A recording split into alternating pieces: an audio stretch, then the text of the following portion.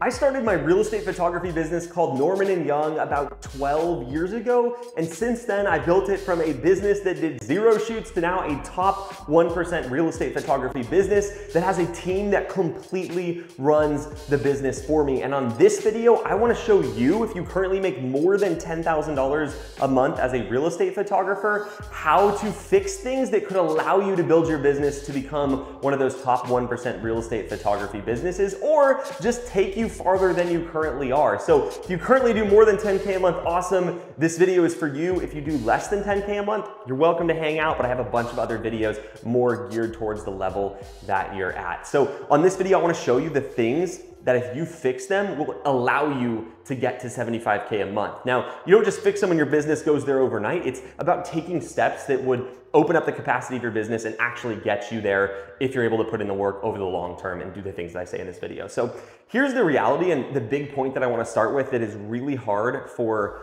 a lot of real estate photographers that have built a successful business that are doing between like 10 and 20K per month to really understand. And that truth is that if you're doing more than 10K a month, going on shoots is a bad thing for your business. And when I say going on shoots, I mean you going on shoots. In order to get your business to 40, 50, 60, 70, 80, 100K a month or more, we actually have a coach in our business who has a 300K a month real estate photography business. You can't be doing the shoots. It's a physical impossibility, right? Like there's just not enough, like you can't do all the shoots required to get there. And so you have to first understand, hey, is my goal to grow my business? If your goal is to grow your business, then this video applies. If you don't want to grow your business, then the video doesn't apply because you can do all the shoots you want and stay where you're at. It's just a question of, do you want to get to the next level? So whenever I tell people this, there's kind of some instant like, wait a second, because you've built your business by going on shoots, by talking to clients, by putting in the work. And so it's trained your brain to think, hey, if I want to make more money in my business, I need to work more. What I'm not saying here is that you need to go relax on the beach. That won't grow your business at all. What I'm saying is that if you're at between 10 and 20K a month and you're kind of feeling stuck, like the only way to get your business past that point is not to do less work, it's to do more high leverage work. What happens to a lot of real estate photographers is they spend so much time going to shoots. When you wake up in the morning, you have all these ideas and plans for what you want to do in your business, but then a client calls, or you have to go do 4 shoots, or a retouch request comes in. And then all of your time that you planned on doing stuff on your business is taken up by client requests. So you can't do that if you want to grow your business. And so the way to describe it is that going on shoots is a bad thing for your business. And we have to reverse engineer. Hey, we have to get people, we have to build a business that has people that can get the daily stuff done. At first, it's going to start with photographers, the easiest role to train. A lot of people make a mistake and hire an admin first. I recommend hiring photographers and you staying the admin. So you first have to figure out how to train photographers. Get multiple photographers in your business. So even if you are sick or you don't want to work, or more importantly, you want to work on something more high value, your clients are still happy because shoots are being done. You're not having to give up a slot. It's hard to say, hey, if I come in here and Eli's saying, hey, you have to give up a slot in your day to work on your business, that's going to lose you money. That's not what I'm saying. I'm saying you need to have somebody else do that shoot so that you can work on the things that matter in your business. And the core principle here is you have to work smart at this point. Working hard, it's like this graph where working hard, if this is your business progressing, the harder you work, the bigger you get. But then at a certain point, you actually have to not work hard. You have to even work less or work the same, just do more high leverage work. And so your brain has been trained to reward you. You get that dopamine when you get something off your schedule, or you deliver a shoot, or you complete a retouch request, you answer a client email, or you do a shoot. None of that actually moves your business forward. It just keeps it going. It's not actually getting you to a phase that you're not currently in. So one thing that comes up that I just want to say before, oops, I moved that whole thing so all my lines got messed up. One thing I want to say before we jump into the steps that I recommend is a lot of times when I say this, people go, Eli, I like shooting. I don't actually want to grow my business. And usually when I hear that, it's these lies that people have told themselves over time to justify why they haven't grown. Maybe that's true for you, maybe it's not, but I just want to break down some of those so you can make sure that, hey, do you actually want to grow? Or is it just your brain telling you I'm fine where I am because I don't know how to grow my business? So number one is I like shooting. I like shooting too, it's not bad, but I like growing my business and making more money and having a bigger business more. So I'm not saying you have to completely never go to a shoot again. Maybe your rule just, you shadow a photographer and you train them at a shoot, or you get to go to a shoot, the only shoots that you want to go to, there's nice houses you can go to. You have to do less of it. Now, if that's not your goal and you just love what you're doing and you love your business as it is, like I said, double thumbs up, awesome. But my guess is you just tell yourself this because you can't figure out how to scale. Next thing is probably the biggest one. My clients won't like that person, or I can't train someone to do what I do, or there's so many things I know about my clients. How's that ever gonna work? Or this one situation, like that one time that cat escaped from the house and you caught it. How would someone else do that? That could be the end of your business. You could lose clients. So a lot of times it's just around fear because you haven't hired successfully before. So you're picturing like this, incapable person and putting them in your business. That's not what I'm saying at all.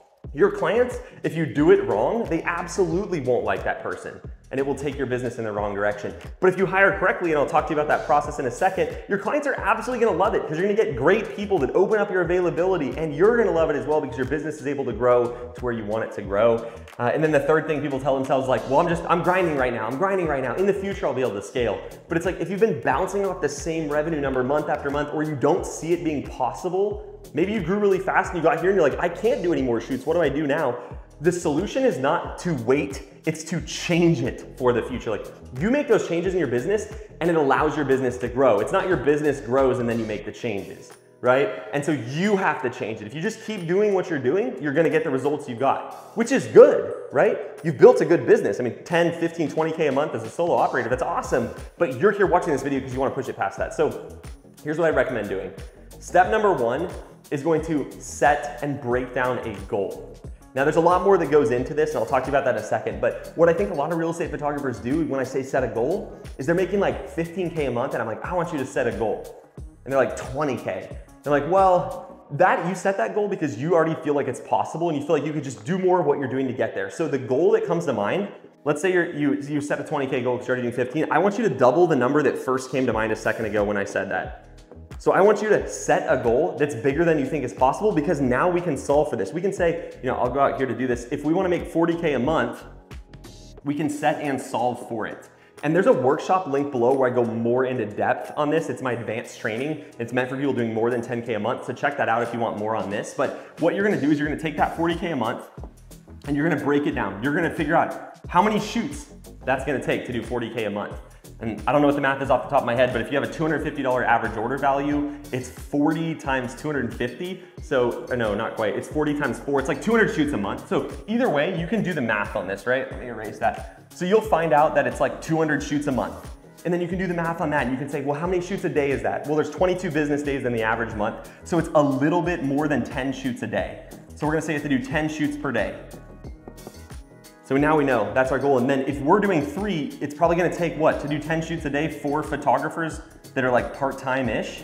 So now you know, like, my guess is when I first said 40K, you like don't even know what that looks like. So that's why I recommend setting a big goal and then breaking it down. You can figure out how many shoots that is. You know that's about, what is that, $1,400 per business day. So I want you to go do the math for your goal and figure out exactly what your business would look like. And the reason I want you to do that is because when you have a goal, you can run every decision you make through that. So it's like, if you wanna make 40K a month, well, we can't make 40K a month and still be the photographer ourselves. We're gonna have to have 4. So you start thinking, well, if I'm gonna have to do it, why not hire the first one now? And we can also see, hey, we're making, right now, let's say you're making 15K a month and you have 100 clients. Well, you can do the math. What is it gonna be, like 300 clients to get to 40K? So we need to get to 300 or whatever the math tells you for your number. And then you know, okay, that means we have 200 clients to gain. And if we're currently gaining 10 clients per month, it's gonna take us 20 months to get to 200. So you have 20 months to hire 4 photographers. So you start to, because you actually have a goal and you're able to break it down, you know where your business is going. So that's step number 1. Number 2, 3-step process to hiring employees your clients will love. Now this is the brief version. Like I said, the advanced training is below if you wanna go more into depth. 3 steps. Number 1, interview properly. Post a job posting. You're gonna get 50, 60, 70, 80 applications. Okay, and then you're gonna narrow those down. Don't hire the person the real estate agent recommended. Don't hire your childhood best friend. I'm not saying you can't, but if you do that, compare them against 50 other candidates that you got through Indeed.com or something like that. Because then we're taking a big number of candidates and we're narrowing it down to a great person. Okay, now, and there's ways you can do this faster, but just know, big group of candidates, you're gonna get a higher quality person. Then when you hire that person, you need to train them well. Have them shadow you, teach them what you know, pour into them everything you've learned. Let them make mistakes, right? Let them start shooting, critique them, put effort in to train them. You are not as good as you are on day 1. They're not gonna be either. Invest the time to train them, so it's basically investing in your future, right? Not basically, it is. So train them well. And then number 3, the 3rd step, manage them properly. Don't just send them out in the field, expect them to do well, right? You're gonna have to constantly talk to them, review their shoots, give them feedback, check in how they're doing, have a weekly meeting. Like, there's so much stuff you can do to manage properly, and again, advanced training below with more in depth, but that's the 3-step process. What people do wrong is they hire Joe that the real estate agent recommended. Joe sucks, and they're like, I can't hire, everybody hates him, I'm not doing that. I guess scaling's not for me. I don't want that to be your conclusion. So the last thing is the cost framework. So you have your goal, which means you have to hire, right? But when you hire, what do you do with the time you get back? So what we do is we use an acronym called COST, and this is what we do in our forward coaching program. So we break down your business into 4 categories: clients, owner, systems, and then team. You can basically sum up everything that needs to be done in your business into one of these categories. So what we do and what you can do for yourself when we work with you in coaching, or how we grow our own business, is we look at these and we say, out of these 4 categories, where does this business need the most improvement? What's gonna be the biggest unlock? So maybe it's like, well, clients. You're good on clients, you have enough clients right now. Maybe you figure out like, hey, there's no systems in this business. Like, clients is 8 out of 10, owners 8 out of 10, teams 8 out of 10, systems is a 2 out of 10. So we're gonna spend all of our time fixing our systems. Then when that catches up, now we have these systems and it's like everything's smooth, so now we just need more clients. So we go all in fixing more clients, getting more clients, right? Or switching the types of clients. And then you're like, man, I'm kind of maxed out on clients. Well, I can't handle them. So what do we need to do? Well, now team's the bottleneck. So we're always fixing the bottleneck. So this is what I recommend you do when you have that time back, is go, hey, with this COST acronym, clients, owner, systems, team, where's my business lacking? And you put all your effort into that till that's not lacking. And then there's gonna be another bottleneck or constraint on your business, and you do the next thing. So that's my process. And I would highly encourage you to keep this in mind. What I want you to do as homework is 2 things. Number 1, set a goal for your business, double it. Your initial goal that comes to mind, double that, solve for it. Like, actually do the math. And then number 2, below this is that advanced training I talked about. That is a 40-minute version of what I just did, and it goes a lot deeper. So I'd highly encourage you to check, it's free. Check out that training below. It's gonna walk you through this, it's good, check it out. And that's all for this video. I'll see you in the next one.